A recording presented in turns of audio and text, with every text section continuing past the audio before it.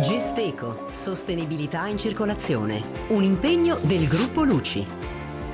Gesteco vi invita all'ascolto di Economai FVG.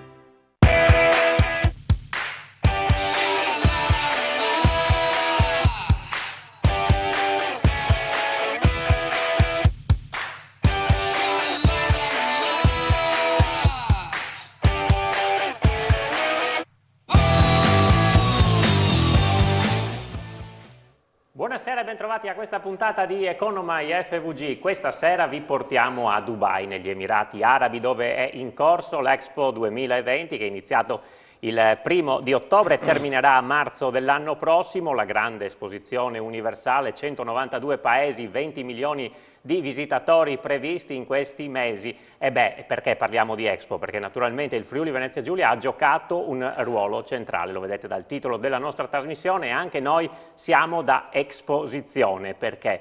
Perché lì il Friuli Venezia Giulia ha fatto non solo nel padiglione Italia, dove siamo sicuramente protagonisti con le nostre aziende e quant'altro, ma anche nel resto dell'Expo, perché le nostre aziende sono numero 1 nel mondo e lo hanno dimostrato anche in questa occasione. Dell'Expo parleremo con chi ci è stato, avremo degli ospiti che sono tornati da poco e che altri che andranno tra poco appunto a Dubai, insomma in una sorta di avanti e indietro di questi mesi frenetici per questa esposizione. Però prima vi faccio vedere questo servizio che riassume insomma che cos'è il Friuli Venezia Giulia a Expo 2020 di Dubai. Vediamo.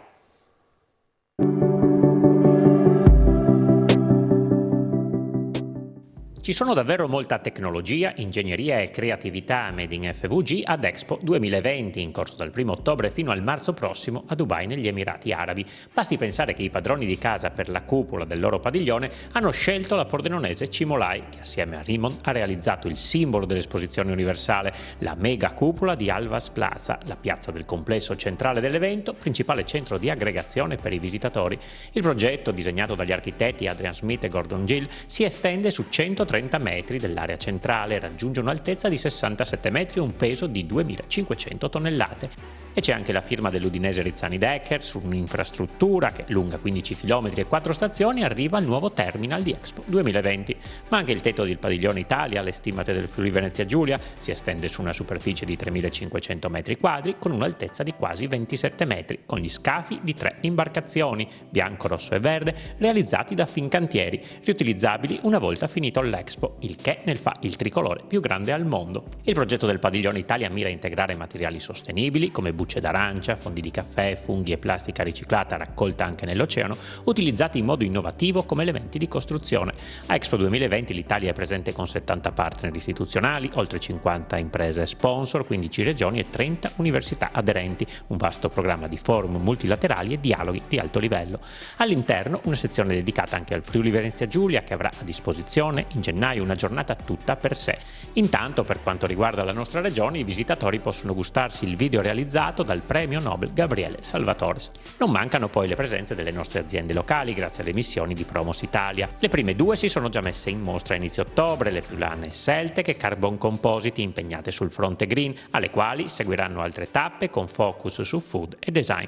Un posto d'eccellenza lo occupa anche, e non potrebbe essere altrimenti, la cultura italiana, grazie all'azienda sacilese Fazioli, che fabbrica pianoforti, gioiello. Per l'occasione ha costruito M Liminal, questo è il nome dell'avveniristico strumento autenticamente made in Italy, che contiene innanzitutto quel richiamo al mare e al patrimonio culturale comune a tutti i paesi bagnati dal Mediterraneo.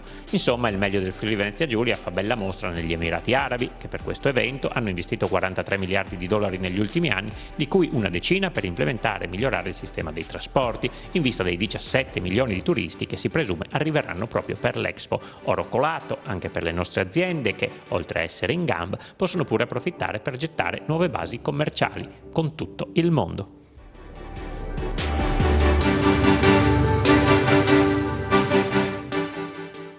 Possiamo dire che questo è un piccolo assaggio, e che assaggio di quello che è Expo 2020. Allora io intanto vi presento gli ospiti che sono in studio con me, a cominciare da Alberta Pettoello, che è il rettore del convito Paolo Diacono. Buonasera. Buonasera. E poi ci racconterà perché il convito è stato coinvolto a Expo, ed è appunto anche Alberta Pettoello, recente visitatrice dell'Expo. E grazie anche a Davide Fregona, direttore di Piano FVG. Buonasera. protagonista, insomma, in una serata, in una giornata particolare con tanta musica e con tanti talenti friulani. Avete visto, voi ci siete stati entrambi recentemente, insomma, che cos'è quella cupola meravigliosa che è un po' il simbolo di questo Expo? Come ci si sente a star lì sotto? Ma senza dubbio è una meraviglia che si invera quando uno ci sta sotto e poi soprattutto si avverte proprio, sembra quasi il centro dell'energia di Expo. Sì, Fregona, anche lei è stato lì? Sì, beh, noi siamo, è impossibile non transitare, è un'emozione unica, una cosa grandiosa che ti dà subito l'idea della grandiosità dell'Expo. Sì, e forse Petroello l'emozione è ancora più grande nel sapere che insomma è un'azienda friulana pordenonese che l'ha costruita. Beh, devo dire che da friulana mi sento davvero orgogliosa che un prezioso tassello sia stato espresso dalla nostra terra. Sì, sarebbe insomma bello farsi raccontare da chi l'ha pensata e ha seguito tutto l'iter, e noi ce lo abbiamo in collegamento, è l'ingegnere Roberto Magarotto che è in collegamento dalla Cimolai di Pordenone, è appena tornato ma insomma sta per ripartire e ha seguito tutto l'iter di questa meravigliosa cupola. Ingegnere Magarotto, buonasera. Buonasera, buonasera a voi. Ecco, grazie intanto per essere con noi. Allora, insomma, l'abbiamo vista nelle immagini, adesso probabilmente la rivedremo. Io le chiedo naturalmente di raccontarci come è nato questo progetto, da quanto tempo ci state lavorando, insomma, e che periodo è stato fino al 1° ottobre, giorno dell'inaugurazione. Beh, è un'avventura che per Cimolai è nata nel 2017, quando abbiamo vinto la gara d'appalto per la costruzione di questa che è la cupola più grande al mondo ed oggi è il centro di aggregazione dell'intero evento Expo 2020. La struttura è composta da 2.500 tonnellate di acciaio, prevalentemente in forma tubolare, tubi che sono stati piegati nelle 3 dimensioni e poi saldati a formare un motivo di anelli intrecciati che è il simbolo di Expo. È il simbolo di Expo, è il logo di Expo e deriva dal ritrovamento di un bracciale di oro antico nel deserto di Dubai, risalente evidentemente alle popolazioni ancestrali che popolavano quei luoghi. Lo slogan di Dubai è Connecting Minds, che significa l'unione delle menti, ma va inteso in senso più ampio, ovvero questo è il logo, vedo che sta passando, esatto. E questa è la cupola vista dall'alto che lo imita. Lo slogan di Dubai è Connecting Minds, ovvero la connessione delle menti, l'unione delle menti, dei popoli, delle lingue, delle tecnologie e degli obiettivi futuri per la collettività umana. E infatti i 3 temi di Expo sono Sustainability, Mobility e Opportunity, che ogni nazione, sono 192 come avete già citato, ogni nazione ha sviluppato a modo suo nei vari padiglioni. La mappa di Expo si articola in 3 petali come di un fiore, al cui centro, che sono i 3 temi, al cui centro c'è la cupola realizzata da Cimolai. La struttura è futuristica, è una semisfera appoggiata a terra, 130 metri di diametro e 70 di altezza, che per chi magari non ha confidenza con le misure significa o corrisponde quasi ad un ombrello in grado di coprire il Colosseo di Roma. Ecco perché la sensazione dall'interno è decisamente grandiosa. Per rispettare il programma lavori, Cimolai naturalmente ha dovuto organizzarsi in una catena produttiva che ha coinvolto diversi fornitori nel mondo, prevalentemente Spagna, Polonia, Germania, ma anche Messico e Cina, quindi da un oceano all'altro. Questa grande catena ha richiesto dei trasporti particolari, quindi via nave, navi speciali, ma anche alcuni componenti altamente tecnologici prodotti in Messico sono stati trasportati a Dubai con l'aereo cargo più grande al mondo, che è l'Antonov 124. Le fasi di montaggio in cantiere hanno coperto un periodo di circa 2 anni e hanno previsto l'impiego di 300 operai in turno diurno ma anche notturno nell'ambiente di Dubai che, come forse immaginate, non è sempre confortevole, insomma si parla di temperature che tranquillamente superano i 45 gradi e siti molto ventosi soggetti a tempeste di sabbia, quindi condizioni diciamo estreme. La tecnica costruttiva implementata da Cimolai ha previsto la costruzione prima delle fiancate della cupola e poi del coronamento della cupola, la sezione significa centrale, sollevata da terra in un pezzo unico con 18 martinetti idraulici, un pezzo da 900 tonnellate. Ecco, purtroppo è un'operazione di cui non abbiamo né foto né filmati, in quanto quel giorno c'era nebbia e non abbiamo potuto realizzare filmati di questa operazione. Ecco, è incredibile pensare come lì ci fosse il deserto praticamente, non c'era nulla fino a poco tempo fa. Non Adesso c'era c'è assolutamente il mondo, nulla, non c'era assolutamente nulla quando all'inizio dei lavori. Ho visto che avete passato alcune foto, però piano piano dagli scavi, dalle opere civili si è passati, ecco, questa è una foto di quando siamo arrivati in cantiere, il sito, siamo passati alle opere civili, Cimolai ma non solo, perché comunque è un cantiere, era un macro cantiere molto grande. Ecco, queste sono le sottostrutture della cupola e da lì è sorta tutta la nostra cupola in acciaio. Questi sono i primi pezzi sollevati, vedete infatti la sabbia che vola. Questa è una fase già avanzata dove si nota la cupola, la parte di cupola costruita a terra al centro, e finalmente, eccola qui, appoggiata a diverse torri provvisorie fornite sempre da noi, e finalmente il grande sollevamento che poi ha portato al prodotto finale che oggi i visitatori possono vedere. Per esempio, una curiosità: durante tutte le fasi della costruzione sono state rispettate delle specifiche norme antiterrorismo. Cosa significa? Che ogni cavità della struttura, ogni tubo è stato ispezionato dalla polizia di Dubai prima di poterlo sigillare, per assicurarsi che non vi fosse nascosto un ordigno esplosivo che poi poteva essere comandato a distanza. Tutto questo, buona parte di questo iter costruttivo purtroppo è stato anche colpito dalla pandemia, che ha causato a Cimolai, come a tante altre aziende, diversi problemi, e ha causato anche l'evento di Expo di essere posticipato di un anno. Doveva essere il 21 ottobre 2000, doveva iniziare nel 2020.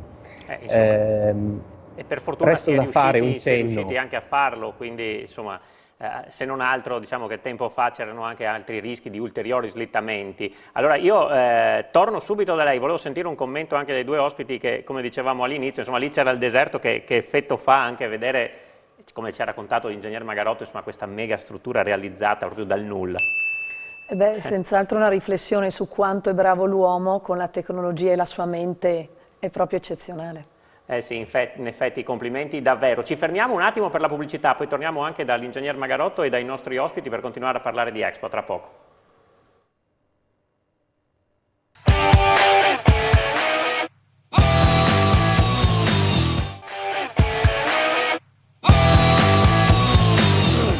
Di nuovo in compagnia di Economai FVG vi stiamo raccontando l'Expo 2020 in corso a Dubai negli Emirati Arabi attraverso i protagonisti del Friuli Venezia Giulia. Lo facciamo con degli ospiti in studio, ma innanzitutto in collegamento con l'ingegner Roberto Magarotto, project manager della Cimolai, che ha seguito tutto l'iter di realizzazione della cupola più grande al mondo e di quello che è il simbolo dell'Expo. Allora, ingegner Magarotto, volevo chiederle come ha vissuto questi mesi, perché insomma essere scelti dai padroni di casa per fare il simbolo di quella che è l'esposizione universale, con tutti i fari puntati di tutto il mondo, e insomma di fatto non poter sbagliare, insomma immagino che siano stati dei mesi in cui ha dormito poco. Sì, esatto, decisamente. Beh, è sicuramente un orgoglio essere scelti a realizzare un'opera del genere, però è anche una sfida, quindi richiede molto impegno, una sfida che magari l'azienda è abituata ad affrontare in diversi progetti, ma non si può fallire, e quindi c'è molta pressione, bisogna trovare soluzioni flessibili in modo da affrontare un po' tutte le difficoltà che si possono presentare a più di 6.000 chilometri da casa, insomma. C'è stato un momento particolare in cui ha detto qui è dura, tra il Covid e insomma anche i trasporti, come abbiamo sentito, eccetera? Ma certamente la fase del grande sollevamento non si poteva fallire, infatti assieme dei colleghi si è trascorso notti intere o turni di lavoro di 20 ore consecutive per non fallire quell'operazione. E poi il Covid è stata una grande incognita, che non ci lasciava intravedere la fine del tunnel, ma al tempo stesso bisognava continuare. Quindi sì, certamente ce la siamo vista brutta, ecco. Ecco, ma ce l'avete fatta e direi benissimo. Abbiamo visto insomma la realizzazione della cupola da parte di Cimolai, il padiglione Italia, dove ci sono stati anche i nostri ospiti, invece ha un tetto particolare realizzato con 3 scafi di navi bianca, rossa e verde, come abbiamo sentito anche nel servizio d'apertura. A realizzarlo è stata la Fincantieri in collaborazione anche con altre aziende. Ma allora vediamo in questo servizio come è stato l'iter per arrivare anche alla realizzazione del tetto del padiglione Italia. Vediamo.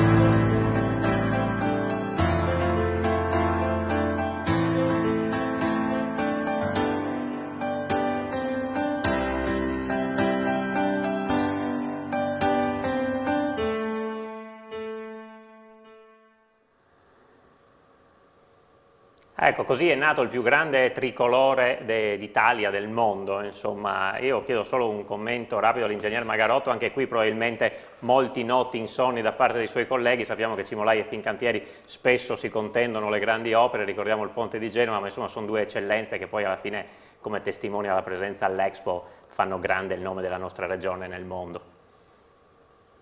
In realtà non abbiamo visitato spesso i cantieri degli altri perché eravamo troppo impegnati a completare il nostro.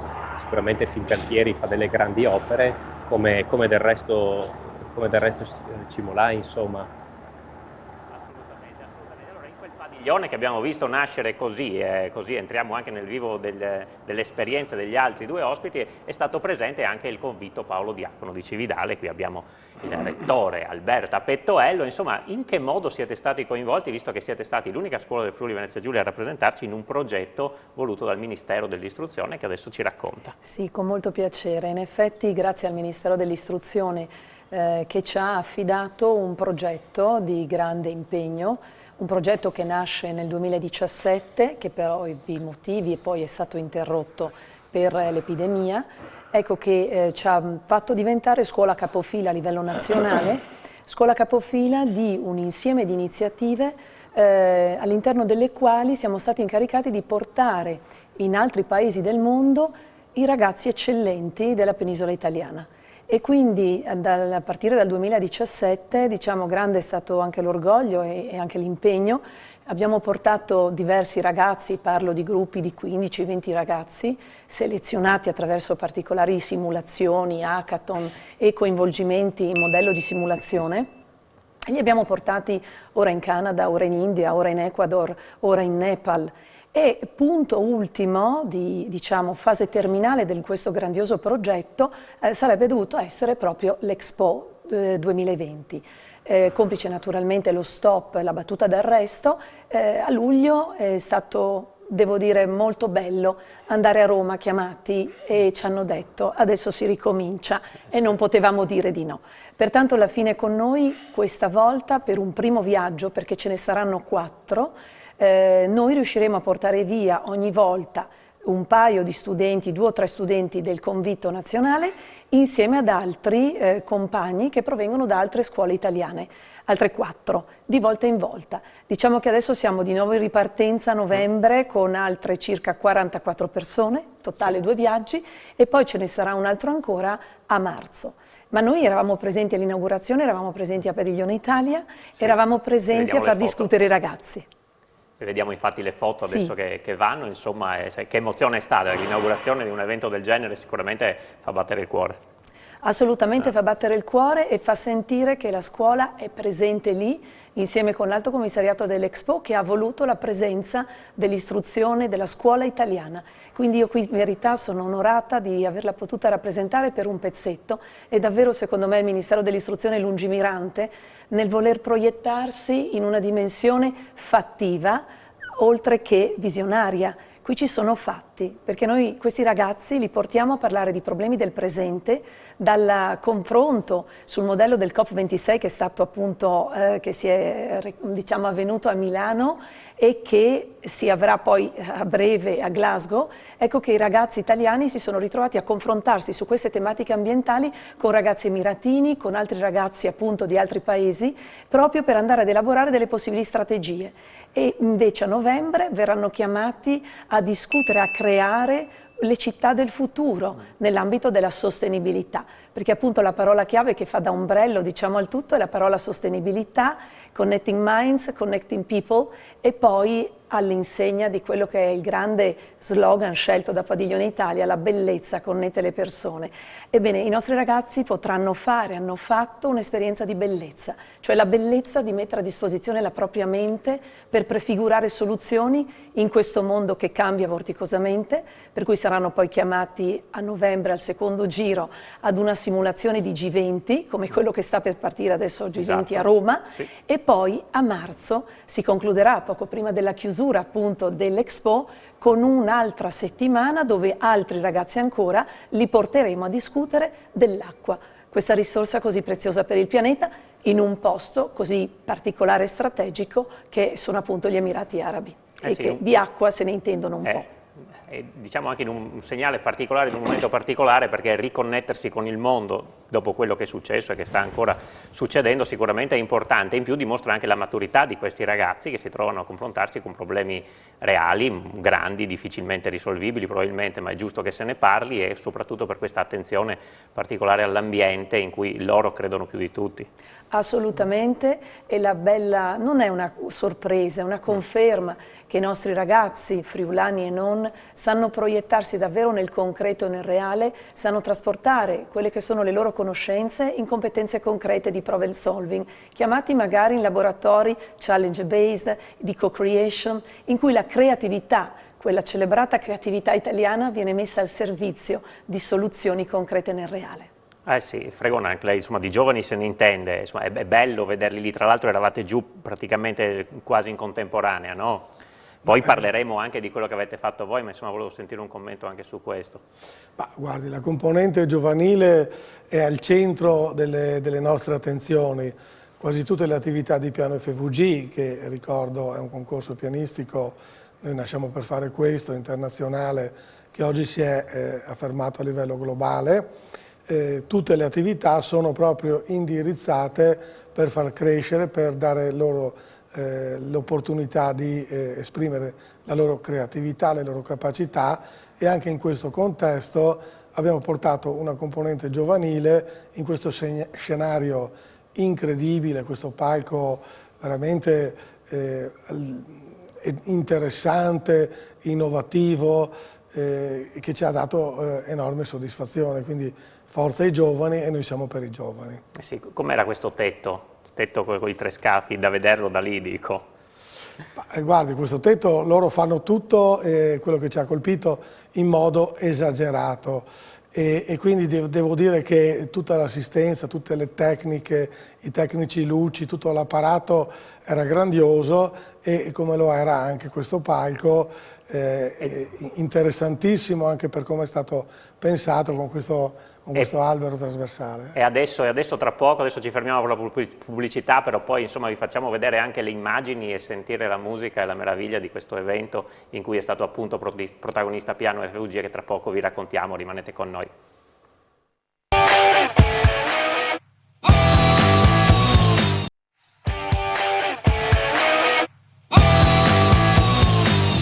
Di nuovo insieme con Economai FVG per parlare dell'Expo 2020 in corso a Dubai, negli Emirati Arabi. Abbiamo parlato della meraviglia della cupola, simbolo di questo Expo realizzata dalla pordenonese Cimolai. Abbiamo sentito anche come è stato coinvolto il convito Paolo Diacono, rappresentando, guidando un po' insomma tutta l'istruzione, la giovane istruzione del nostro paese, e accennavamo appunto prima della pubblicità a Piano FVG, che è stato coinvolto in un evento molto importante, Fregona, la giornata un po' dell'Europa, ecco, questo concerto che ha messo insieme un po' tutti i talenti d'Europa. Sì, è un concerto che appunto si è svolto nella giornata di sabato, in questo scenario incredibile, e ogni Stato era stato invitato a portare le eccellenze, e noi in questo caso siamo stati ben lieti di portare le eccellenze italiane. Devo dire che il soprano sacilese, Piano FVG, ha sede nella città di Sacile, Valentina Volpe Andreazza, ha pensato subito di coinvolgere anche noi in questa trasferta. Diciamo che il percorso culturale e musicale che abbiamo fatto con lei è già stato attivato da lungo tempo, e abbiamo portato per l'occasione uno dei finalisti della prossima edizione del concorso pianistico internazionale del Friuli Venezia Giulia, Matteo Bevilacqua. Un plauso a tutti i giovani che sono stati favolosi, dei ragazzi che si sono adattati subito al contesto internazionale, seppur alcuni avevano appena compiuto 18 anni, perché c'era anche un corpo di ballo, e preparati, concentrati, veramente hanno rappresentato l'Italia in un modo strepitoso. Spesso si parla delle nuove generazioni, ma devo dire che dobbiamo investire nelle nuove generazioni, perché a me hanno dato tantissimo, mi hanno arricchito proprio personalmente, e sono stati veramente all'altezza del loro compito. Allora io vorrei far vedere però anche ai telespettatori quello che è stato questo concerto, che come avete sentito insomma il Friuli Venezia Giulia, attraverso 2 esponenti, la mezzosoprano Valentina Volpe Andreazza, che ha origini sacilesi, e il pianista Matteo Bevilacqua, che è di Udine, udinese, hanno appunto regalato queste emozioni rappresentando la musica dell'Italia nella giornata insomma dedicata all'Europa. Allora vediamo una parte di questo concerto.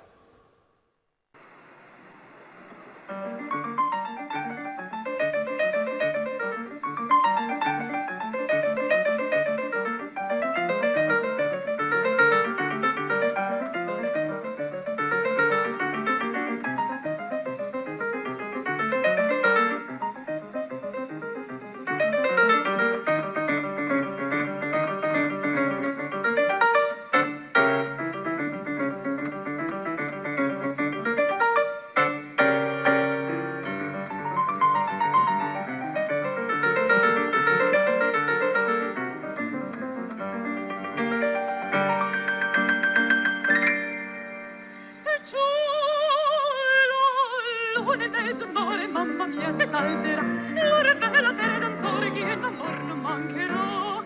Il cielo, luna in mezzo al mare, mamma mia, si salterà, l'ora è bella per danzare, che d'amor non mancherà.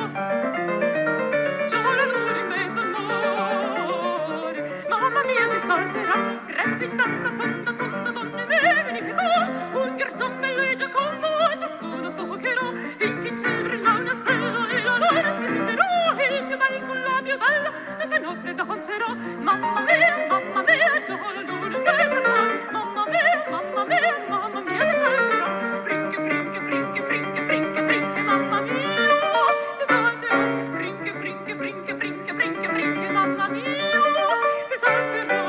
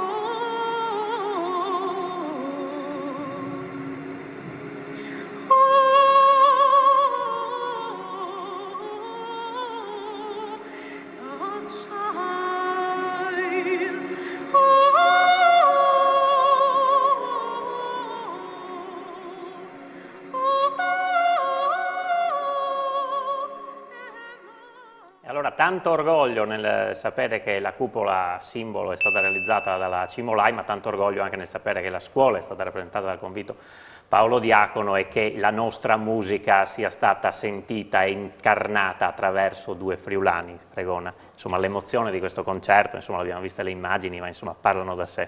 Sì, le immagini parlano da sé. In questo contesto internazionale con le rappresentanze dalla Norvegia, abbiamo sentito l'Austria con il coro che accompagnava Valentina Volpe Andreazza, un'emozione veramente forte, e questo contesto sicuramente, soprattutto per i giovani, io ormai un po' di esperienza, un po' di viaggi li ho fatti, resterà sicuramente impresso nel loro cuore, è un'esperienza, mi dicono loro, che si ricorderanno per sempre. Veramente è stato molto intenso, ricco, anche faticoso per certi aspetti, però un'esperienza unica e grandiosa. Ecco, sicuramente, insomma, quali sono state le emozioni anche dei protagonisti, insomma, di chi è salito su questo palco che ci raccontava prima, è un palco incredibile però. Ma allora è nel loro stile, loro hanno questa visione delle cose, io semplicemente dico esagerata. Basti pensare che io ho parlato con i tecnici che facevano le tecniche, circa 25 tecnici specializzati che seguivano in tutto e per tutto, nelle prove, fin al concerto finale, gli esecutori e gli artisti. Raramente si trova un'accoglienza di questo tipo, devo dire, tra i diversi posti dove mi sono recato ci hanno veramente seguito, coccolato e dato il massimo. E anche nel palco, che era veramente di una grande dimensione, ma anche la platea che hanno saputo creare con questo parterre internazionale, cioè tutti i rappresentanti degli Stati europei, le famiglie reali degli Emirati, con i loro colori, con i loro costumi particolari, ci hanno dato una grande emozione, era un pubblico anche internazionale, direi quasi globale. Diceva anche le luci sono Sì, qualcosa certo. di incredibile. Beh, poi era tutto studiato a partire dall'impianto delle luci fino a questo maxi schermo che era all'interno del palco, che comunque proiettava tutta una serie di immagini riprendendo le tonalità della bandiera dell'Europa. Ecco, Ingegner Magarotto, lei era appena rientrato, insomma era qui, si è perso questo concerto meraviglioso. Sì, esatto, però ho avuto modo di assistere a diversi eventi e devo dire che effettivamente gli effetti audiovisivi che i progettisti hanno previsto all'interno della cupola sono decisamente spettacolari. So ad esempio che la cupola da noi installata funge durante la notte col buio al calare del sole da schermo. Sono di fatto 18.000 metri quadrati, l'equivalente di 3 campi da calcio, che avvolgono lo spettatore a 360 gradi in senso longitudinale e trasversale per un'esperienza, è un'immersione nelle immagini alla fine. 252 proiettori di altissima tecnologia, 2.800 luci LED, 17.000 chilometri di cavi, insomma c'è del lavoro alle spalle di questo spettacolo grandioso. Sì, non è solo una cupola che copre, ma è un vero e proprio universo in movimento. È un cinema a 360 gradi, sì. Ho visto delle persone, soprattutto i giovani, che per ammirarlo meglio si stendevano sui giardini e guardavano verso il cielo questo cinema che li avvolgeva, insomma. Sì, assolutamente fantastica, Pettoello, insomma l'abbiamo detto prima, se vuole insomma anche commentare le immagini che abbiamo visto insomma per quanto riguarda il concerto, anche lì non so se lei ha avuto modo di seguirlo. Allora, ecco. Quello non ho avuto modo di seguirlo, però ho avuto modo di vivere i nostri ragazzi e guardare per esempio i nostri 2 ragazzi dalle valli del Natisone, immersi in questa incredibile vitalità di immagini, suoni, di tutto. Ecco, loro stavano vivendo un sogno, mi hanno detto, ma si toccavano ogni tanto, cioè a dirsi, ma davvero ci siamo qui? Eppure è proprio questo, la prova tangibile che cose splendide possiamo ancora fare in questo mondo. Sì, assolutamente, non ci si stancherebbe mai di guardare queste immagini perché appunto ci portano in un mondo, insomma io ho un po' di invidia perché voi 3 ci siete stati lì per lavoro, per piacere, per rappresentare soprattutto il Friuli Venezia Giulia e quindi insomma io fatico a immaginare che cosa possa essere poi essere proprio fisicamente lì dentro avvolti da questo mondo incredibile, insomma di meraviglie del Friuli Venezia Giulia ce ne sono tante altre poi ne arriveranno perché insomma l'Expo è appena iniziato e tante altre aziende friulane poi andranno a mettersi in mostra nel corso di questi mesi, anche la nostra regione, di questo insomma parleremo anche nell'ultima parte di questa trasmissione, subito dopo la pubblicità, allora restate con noi perché dopo dobbiamo farvi vedere ancora delle altre immagini molto interessanti e molto belle, a tra poco.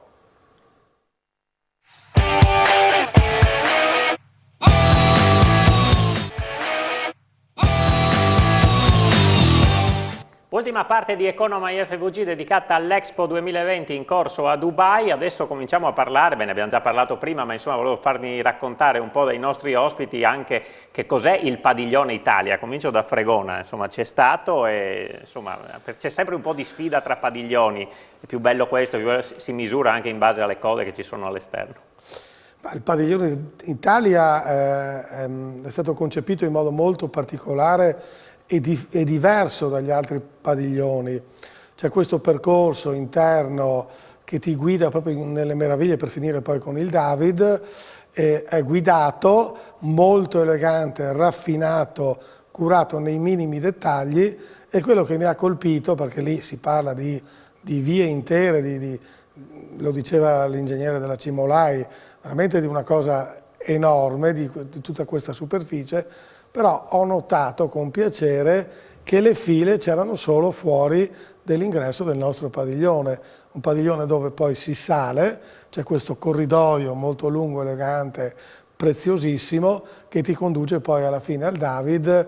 Non si impiega tanto tempo a farlo, però si esce proprio con l'idea della bellezza dell'Italia. Eh sì, Pettoello, anche per lei, insomma, immagino che le emozioni siano quelle, no? Sì, certo, e poi anche il tema anche della navigazione, le corde che appunto pendono sui lati dell'edificio e che volutamente non è stato chiuso per essere proprio in coesione con la natura attorno e al tempo stesso però tutto all'insegno della sostenibilità, dagli scafi delle navi che verranno riutilizzate, tutti i materiali all'interno, c'è veramente una visione che tra l'altro si fonda anche su un fatto, la scelta dei padiglioni Italia di non utilizzare l'aria condizionata, quindi anche questa è stata una scelta particolarmente forte che noi che abbiamo visitato. Com'è la temperatura dentro allora? Beh, diciamo che in quel momento già siamo in pieno cambiamento climatico, l'hanno detto, eravamo a 50 gradi temperatura sentita su percepita. Ed è una stagione stata insolitamente calda, per cui senza aria condizionata, beh, insomma, facendo la visita non è semplice, anche se poi ci sono degli ambienti di utilizzo dove i ragazzi hanno lavorato all'interno di Padiglione Italia dove un po' di aria condizionata è stata inserita, altrimenti sarebbe impossibile. Certamente la stagione adesso sta migliorando. Sì. E come dicevo prima, insomma, anche per il Friuli Venezia Giulia ci sarà un'area dedicata, una giornata dedicata, saremo presenti con le nostre aziende, con le nostre eccellenze e anche con la nostra regione naturalmente. Il presidente della regione Massimiliano Fedriga ha parlato anche di questo, è stato presentato, ripresentato anzi ieri il marchio Io sono Friuli Venezia Giulia, che sarà un pochino anche lo slogan che ci porterà a Dubai. Allora sentiamo quelle che sono le parole del presidente a riguardo.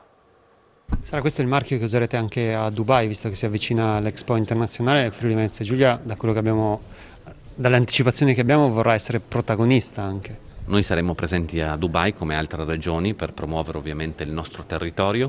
Utilizzeremo il claim Io sono Friuli Venezia Giulia, che per adesso viene declinato in più soluzioni rispetto se una promozione turistica appunto dell'alimentare, della cultura, però tutti con un unico claim. Io sono Friuli Venezia Giulia. Una regione da 1.200.000 abitanti non può avere 1000 claim diversi, 1000 marchi diversi come succedeva in passato. Dobbiamo utilizzare la nostra potenza di fuoco per essere i più incisivi possibili, altrimenti si tradurrebbe in uno spreco di risorse. Le aziende come hanno reagito a questa proposta? Beh, devo dire che c'è una grande partecipazione, superiore anche alle aspettative. Oltretutto voglio ricordare che noi abbiamo iniziato a lanciare in sordina questo progetto perché in mezzo alla pandemia ovviamente tutto è stato più difficile, figuriamoci sulla promozione turistica, agroalimentare di un territorio. Però devo dire che c'è stato un ottimo riscontro e adesso stiamo andando avanti, oltretutto considerando che sull'agroalimentare non basta la domanda dell'azienda, ma c'è tutto un processo di una commissione valutatrice del cluster che va a verificare la sostenibilità del prodotto, sia economica che sociale che ambientale, e questo è molto importante, sia la tracciabilità dello stesso. Quindi questo non è un marchio di qualità, ma la qualità la può garantire proprio attraverso questo processo. Sì, direi che il claim Io sono Friuli Venezia Giulia si sposa benissimo con quello che stiamo raccontando questa sera, perché insomma abbiamo visto che bisogna essere orgogliosi di essere del Friuli Venezia Giulia anche in un contesto mondiale con 190 paesi. Sembra che siamo una piccola regione, però una piccola regione di eccellenze che in quel grande mondo, in quel grande universo riesce a ritagliarsi uno spazio importante. Pettoello, ogni tanto dobbiamo anche saperci dire che siamo bravi. Ma secondo me sì, usciamo anche da quello che è la solita considerazione, se possiamo dire, no, i friulani sono generalmente targati un pochino, no? L'insegna della grande sobrietà, vorrei dire, della serietà, dei grandi lavoratori, eccetera, ma i friulani lo abbiamo visto, lo vediamo, sono creativi, possono partorire delle idee meravigliose, possono essere dei grandissimi artisti e non solo. Sì, ingegner Magarotto, voi un po' siete abituati, perché la Cimolai, insomma, a parte che è un colosso e lavora in tutto il mondo e fa opere straordinarie, insomma, da New York insomma, sono troppe da citare, non posso citarle tutte, insomma, l'osservatorio che state realizzando adesso, più grande al mondo, opere mastodontiche. Insomma, qual è l'orgoglio di lavorare per la Cimolai? Quando si dice, insomma, io sono della Cimolai, immagino in un contesto del genere, io sono quello che ha seguito questo progetto, che ha progettato questa cosa che è al centro del mondo, insomma.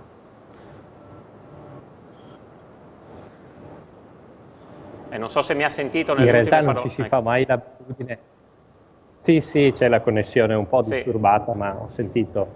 Non ci si fa mai l'abitudine, ma fa piacere. Io sono stato coinvolto anche nel progetto del nuovo canale di Panama, ed è sicuramente un orgoglio che mi porto dentro, perché insomma è un'opera unica al mondo, al termine della quale ho avuto anche modo di conoscere il Presidente della Repubblica di Panama. Insomma, sono delle soddisfazioni, no? Dopo tanta fatica, qualche soddisfazione fa bene al cuore e fa da stimolo per la prossima avventura.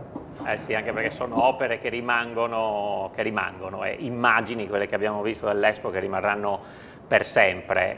Intanto al Padiglione Italia chi transita di lì, insomma, può vedere le meraviglie delle varie regioni della nostra penisola. È stato scelto per raccontarle in un modo particolare attraverso dei droni il premio Nobel Gabriele Salvatores, che ha fatto dei piccoli video per rappresentare le 15 regioni che hanno aderito all'Expo 2020 per quanto riguarda il Padiglione Italia. Per il Friuli Venezia Giulia la clip che è stata realizzata dal premio Nobel è questa, vediamola.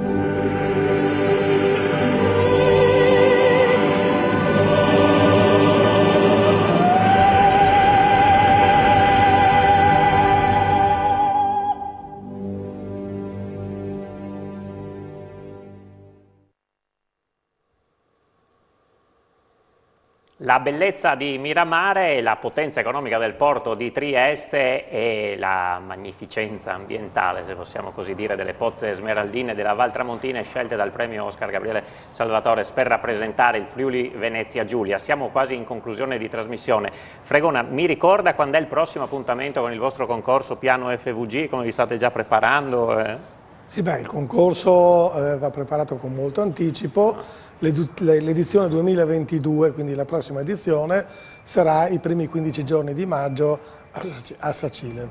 E allora vedremo se un altro talento come quello di Matteo Bevilacqua, che abbiamo sentito prima al piano a Dubai, insomma, potrà emergere, ma di sicuro, perché ne sfornate tanti. Al rettore Pettoello chiedo, insomma, di ricordare quando ci sarà la prossima missione del convitto a Dubai. Diciamo che siamo in partenza, 7-8 novembre parte il primo gruppo e poi dopo circa 9 giorni parte il secondo gruppo. Quindi in totale 2 settimane intense e nel mezzo appunto siamo felici di essere strumento della scuola italiana. Ritorna anche lei o manda i docenti? No, mando i miei grandi docenti perché va bene un pochino, ma poi il rettore deve rimanere anche a vedere che si fa a casa.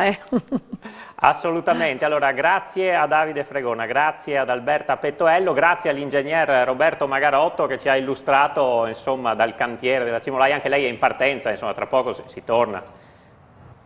Sì, tra poco torno a Dubai per completare le ultime cose. In realtà il prossimo appuntamento con Cimolai saranno i mondiali di calcio in Qatar 2022, dove Cimolai ha già completato uno dei nuovi stadi da 60.000 posti a sedere lì in Qatar.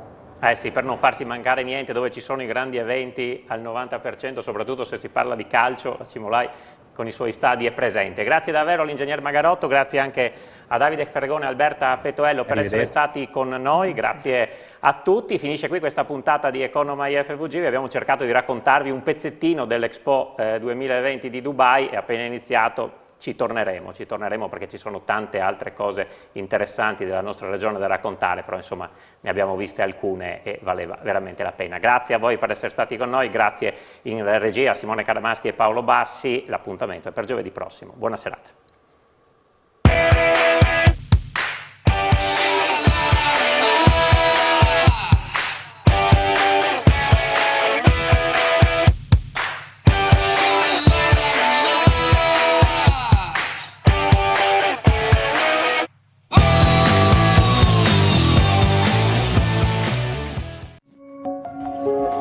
Gesteco, sostenibilità in circolazione, un impegno del gruppo Luci.